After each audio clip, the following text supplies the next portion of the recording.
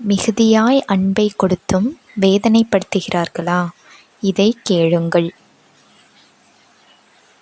எது ஒன்று தேவையோ அதை கொடுத்தால்தான் அனைவரும் நம்மை கொண்டாடுவார்கள். நாம் கொடுக்கும் அன்பு அவர்களுக்கு தேவையற்றதாக கூட இருக்கலாம். அன்பு இலவசம் என்பதால் அனைவருக்கும் அதன் மதிப்பு தெரிவதில்லை. அருமை தெரியாத நபர்களிடம் நாம் என்னதான் அன்பை கொடுத்தாலும் அவர்கள் புரிந்து கொள்ள மாட்டார்கள். மற்றவர்களிடம் காட்டும் அன்பில் பாதியாவது நம்மீதும் நம் ஆரோக்கியத்தின் மீதும் காட்டுவது சிறந்தது.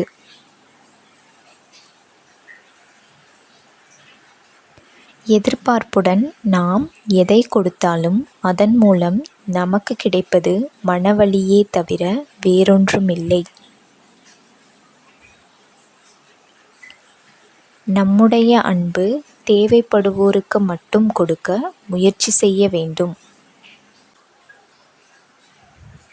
நம்மை நம்பி யார் உள்ளார்களோ அவர்களுக்கு தேவையானதை செய்ய கடமைப்பட்டுள்ளோம்.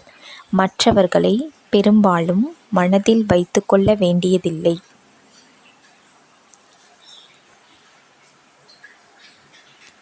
நம்மை விட நமக்கு சிறந்த நண்பர் இருக்க முடியாது. ஏனெனில் நம்மை பற்றி நமக்கு தெரிந்த அளவிற்கு வேறு யாருக்கும் தெரிய வாய்ப்பில்லை.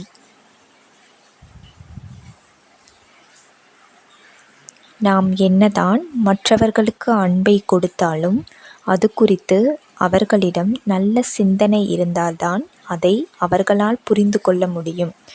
எனவே நாம் கவலை கொண்டால் நமக்குத்தான்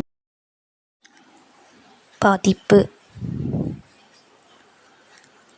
அவர்களின் மீது காட்டும் அன்பையும் அக்கறையையும் குறைத்து கொள்ளும் போது அதன் பாதிப்பு அவர்களுக்குள் ஒரு மாற்றத்தை ஏற்படுத்தலாம். அன்பையும் காதலையும் நம்மேல் செலுத்தி நம் முன்னேற்றத்தின் மூலமாக அவர்களின் கவனத்தை ஈர்க்க முடியும். இந்த வீடியோ பயனுள்ளதாக இருந்தால் லைக் செய்யவும்.